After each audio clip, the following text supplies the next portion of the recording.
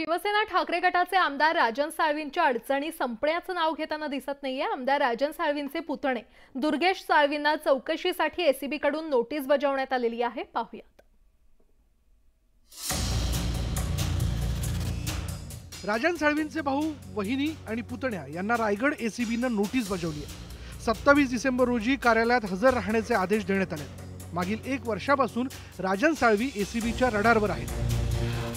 आता त्यांच्या नातेवाईकांची ही चौकशी केली जाणार आहे। राजन साळवी यांचे मोठे बंधू दीपक साळवी, वहिनी अनुराधा साळवी आणि पुतण्या दुर्गेश साळवी यांना अलिबाग कार्यालयात हजर राहण्याची नोटीस बजावण्यात आली आहे। तर एसीबीला चौकशीत सहकार्य करणार असल्याचं दीपक साळवींनी स्पष्ट केलं। आता परत 15 दिवसापासून परत नोटीस आलेल्या आहेत मला, माझ्या मिसेस पत्नीला आणि माझ्या मुलाला।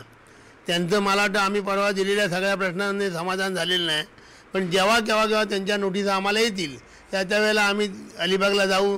फक्त अलिबाग भरपूर लांब पडतं, ऑन रोड नसल्यामुळे 2-3 दिवस जातात, पण जाऊ, त्यांना समर्पक उत्तरं देऊ। आमदार राजन साळवींचा मुलगा शुभम आणि दुर्गेश साळवी यांची भागीदारीत कन्स्ट्रक्शन कंपनी आहे। त्या अनुषंगाने दुर्गेश साळवींची चौकशी होणार असल्याची माहिती सूत्रांनी दिली आहे। आता चौकशीत काय निष्पन्न होतं याकडे सगळ्यांचं लक्ष लागले।